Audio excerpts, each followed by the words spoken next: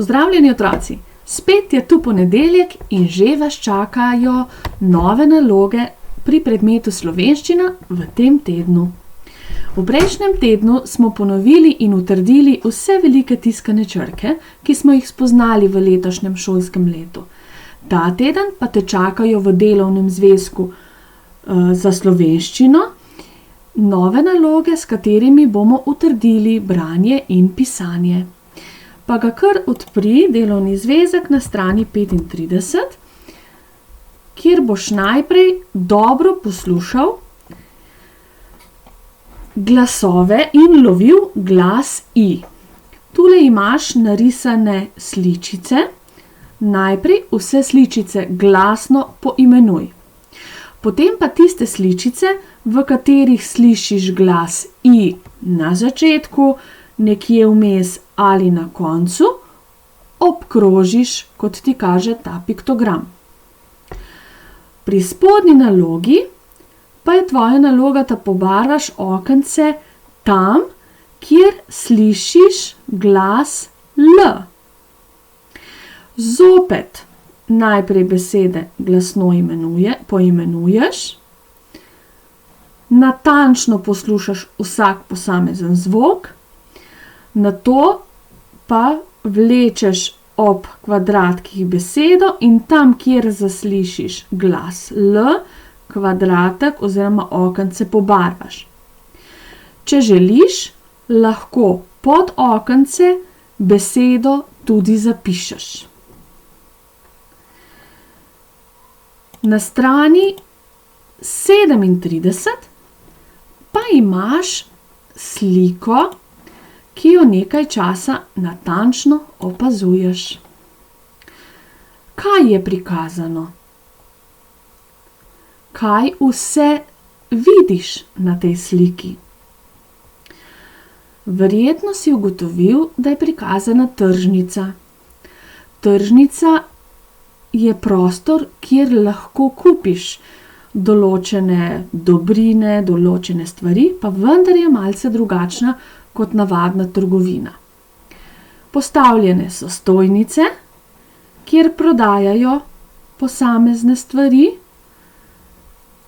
Dobro si oglej, kaj na kateri stojnici prodajajo in kaj prodajajo na posameznih policah. Kaj je to mlekomat? Si ga že kdaj uporabil? Kaj pa takrat, kadar želiš kupiti ciciban ali pa revijo Zmajček? Kam se odpraviš takrat? V trafiki lahko najdeš časopise in revije. Preden nadaljujemo, pa se bomo šli eno kratko igrico, tako kot se igra Noč in dan. Govorila ti bom primere sadja in zelenjave.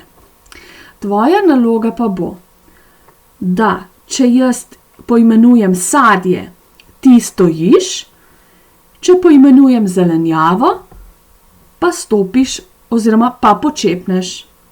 Torej, če rečem sadje, stojiš, če rečem zelenjavo, počepneš. Malce se odmakni od računalnika, popravi si stol tako, da boš imel prostor za gibanje in se pripravi na natančno poslušanje. Si pripravljen? In gremo. Korenje, lubenica, jabolko, solata, grozdje, banana, peteršilj, kumare, paradižnik, limona, redkvica, bučka, hruška, mango, fižol, avokado, ribes, malina, čebula, česen, figa, cvetača, češnja. Haha, bravo, ti je uspelo slediti. Si pri kateri vrsti sadja ali zelenjave potreboval nekaj več časa za razvrstitev in razmislek, ali je to zelenjava ali sadje? Nič hudega. Od sedaj naprej bodi samo malce bolj pozoren, ko se boš srečeval z novim sadjem in zelenjavo. Na naslednji strani, na strani 38, pa imaš sledečo nalogo. Tale labirint natančno opazuj. Kot vidiš, imaš dečka, ki ima v rokah košaro in bi rad prišel do svojih prijateljev. Tvoja naloga je, da deček potuje po poti. Deček se bo na pot odpravil dvakrat. Enkrat bo v svojo košaro nabiral sadje in zelenjavo in boš videl, na kater otoček ga bo taka hrana pripeljala. Drugič pa izbereš drugo barvico in potuješ po poteh sladke hrane oziroma sladkarij. Pa boš videl, kam te bo pripeljala ta pot. Na koncu razmisli, kako se počuti deček, ki je užival sadje in zelenjavo, in kako se počuti deček, ki je užival le sladkarije.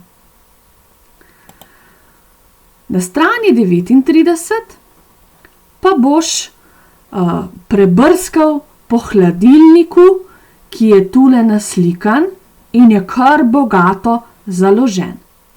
Preden se lotiš tega spodnjega dela naloge, hladilnik natančno opazuj in poskušaj samostojno poimenovati posamezno hrano in posamezne izdelke. Potem pa preberi tele besede in te sestavine oziroma to hrano poišči v hladilniku in zapiši številko, ki kaže na to hrano.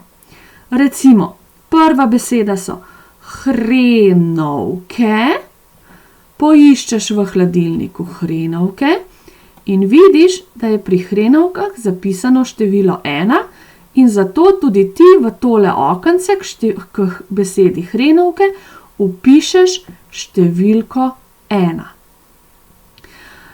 V delovnem zvezku boš s to nalogo današnje naloge končal, nikar pa ne pozabi na vsakodnevno branje. Želim pa ti tudi obilo užitkov ob poslušanju pravljice.